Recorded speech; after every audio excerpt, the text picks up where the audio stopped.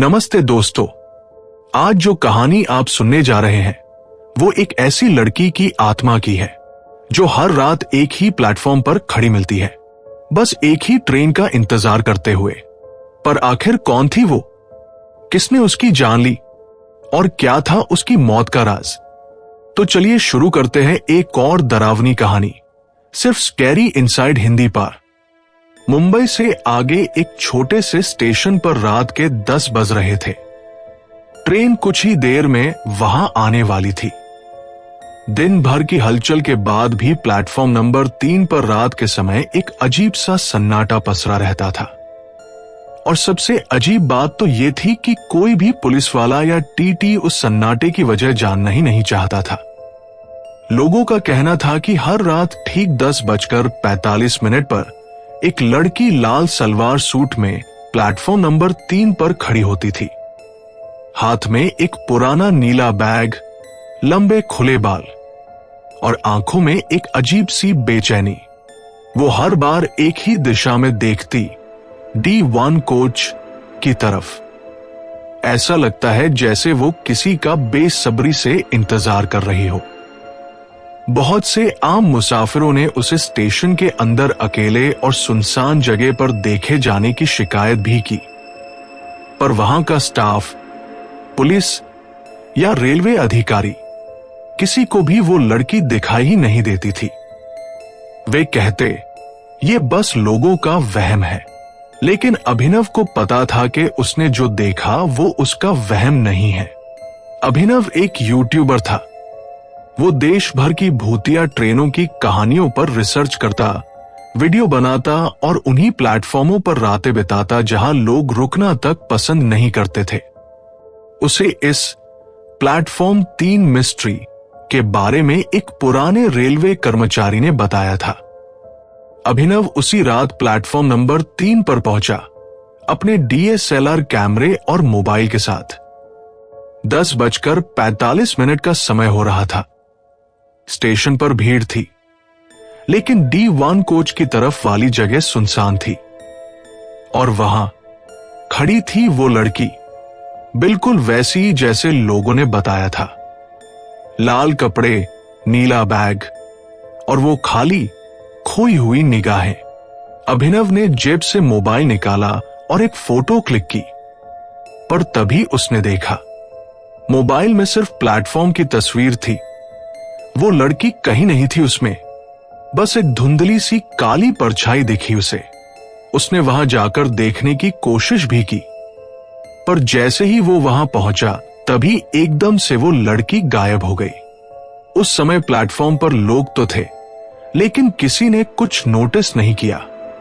तभी पीछे से लाउड स्पीकर की गूंज आई, निशांत एक्सप्रेस प्लेटफॉर्म नंबर 3 पर आ रही है। अभिनव का टिकट भी संयोगवश उसी D1 कोच का था। उसने सोचा, क्या ये बस एक संयोग है या मुझे किसी ने उस डिब्बे में बुलाया है? ट्रेन प्लेटफॉर्म पर रुकी और अभिनव अपनी सीट पर बैठा। कुछ देर सब सामान्य था, लेकिन जैसे ही ट्रेन ने स्टेशन छोड़ा, वो रात एक डरावनी कहानी में बदल गई। रात के 1:30 हो रहे थे। अभिनव अपने DSLR से D1 कोच की रूटीन वीडियो रिकॉर्डिंग कर रहा था, YouTube के लिए। पूरा कोच खाली था और तभी एक कोने की सीट पर उसने उसी लड़की को देखा, लेकिन इस बार उसके चेहरे से ताजा खून टपक रहा था। उसकी आंखों में अभी भी वही खालीपन था, जैसा किसी और दुनिया में हो। उसके गालों पर उसके लंबे गीले बालों के नीचे से लहू की लाल धारें बह रही थी।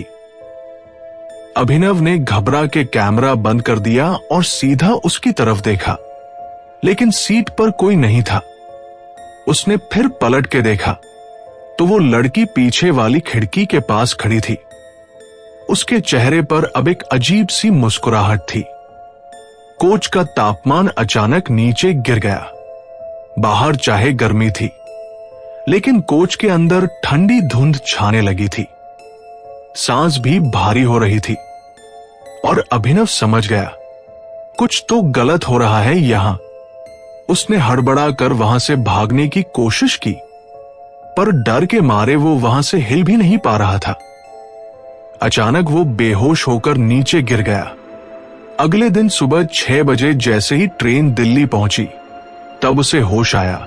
उसने लड़की की फोटो गूगल से निकालकर तुरंत एक पैरानॉर्मल फोरम में डालकर लोगों से पूछने लगा, क्या कोई इसे पहचानता है?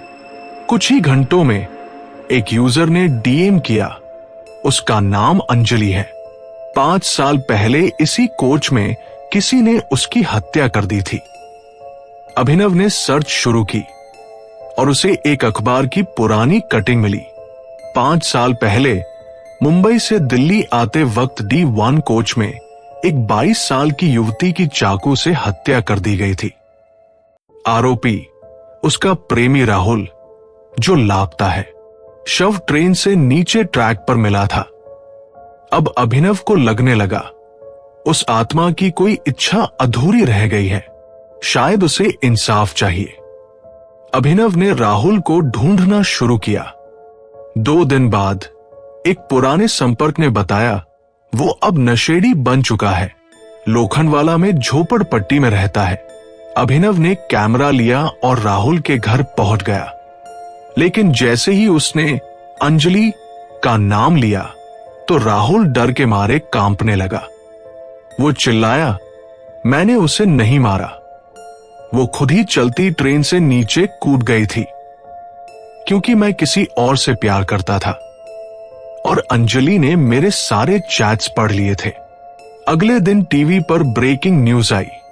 आज रात निशांत एक्सप्रेस के D1 कोच में एक युवक की मौत, शरीर पर चाकू के 22 घाव। राहुल की बातों और D1 कोच में उस युवक की मौत के बाद अभिनव को एक बात साफ हो गई थी, अंजलि की आत्मा अब भी अधूरी है। उसका नीला बैड अब तक नहीं मिला था और न ही उसकी मौत का सच पता लगा था। वो अब पीछे हटने वाला नहीं था। उसने एक फैसला लिया, अब मैं रात को फिर वही D1 कोच के अंडर कैरेज में जाऊंगा। ट्रेन के नीचे वही कुछ सबूत छिपा हो सकता है। अगली रात अभिनव स्टेशन पर फिर वही ट्रेन का इंतजार कर रहा था। इस बार कैमरा और टॉर्च लेकर वो प्लेटफॉर्म के अंधेरे हिस्से में छिप गया। ट्रेन अपने समय पर आई और रात के 11:45 पर चली और धीरे धीरे प्लेटफॉर्म से सरकने लगी। अभिनव ट्रेन के नीचे की ओर भागा और चलती ट्रेन के नीचे की लो बॉडी की तरफ झुका। धीरे धीरे हाथ डालकर उसने D1 कोच के सभी सीट के नीचे की एक एक जगह को टटोला और फिर उसका हाथ कुछ नरम चीज से टकराया। वो एक पुराना सड़ चुका बैग था, नीले रंग का, आधा कीचड़ में सना और टूटा हुआ। अभिनव ने जैसे ही उसे बाहर निकाला और खोलकर देखा, उसकी रूह कांप गई। अंदर थे एक पुराना अधजला शादी का जोड़ा, चूड़ियों का टूटा हुआ सेट और एक डायरी। अंजलि की हैंडराइटिंग में डायरी में लिखा था, राहुल मुझे मारना चाहता है क्योंकि मैं उसके सारे ड्रग्स के काले धंधे के बारे में जानती हूं और इसी बैग में उसके खिलाफ सारे सबूत हैं। अगले दिन सुबह अभिनव ने उस बैग को लेकर सीधा उसी पुलिस थाने में रिपोर्ट फाइल की जहां केस बंद कर दिया गया था और सारे सबूत पुलिस को दिखाए, जिसके बाद राहुल को गिरफ्तार कर लिया गया और उसने अपना गुनाह कबूल किया कि कैसे उसने अपने दोस्त के साथ मिलकर अंजलि का मर्डर किया था, जिस दोस्त की मौत कुछ ही दिन पहले उसी कोच D1 में हुई थी। अब सब कुछ आईने की तरह साफ था। अंजलि ने आत्महत्या नहीं, बल्कि उसका मर्डर हुआ था। उसकी आत्मा अब तक इसलिए भटक रही थी क्योंकि उसके हत्यारे की सच्चाई सामने नहीं आई थी। लेकिन अब अंजलि को इंसाफ मिल चुका था। उस दिन के बाद अंजलि फिर कभी उस स्टेशन पर नहीं दिखाई दी।